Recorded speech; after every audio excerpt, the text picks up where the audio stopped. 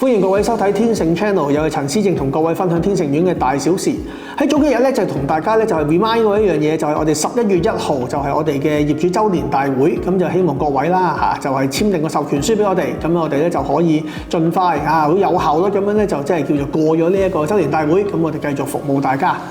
另一樣嘢咧就係啱啱政府已經公布咗啦，12月7號咧就係呢個立法會選舉嘅投票日，咁我哋天盛苑咧就屬於呢一個嘅新界北嘅選區。區議會選區叫做天水圍及南分區，而呢個立法會選區咧就係叫做一個新界北嘅選區嘅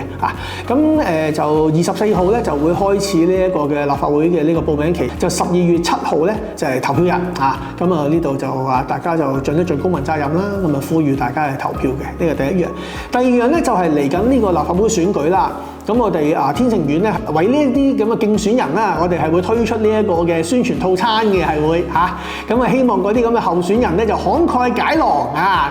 咁咧就係呢個投稿我哋呢一個嘅天盛通啦，或者係呢個投稿我哋呢個天盛 Channel 啦咁樣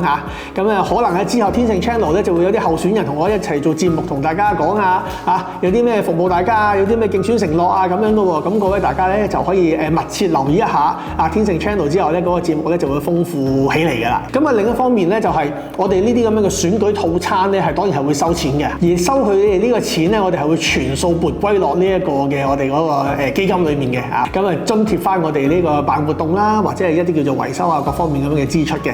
呢度我哋就唔知候選人邊個，暫時而家咁我哋都先多謝呢個候選人為我哋天盛苑貢獻先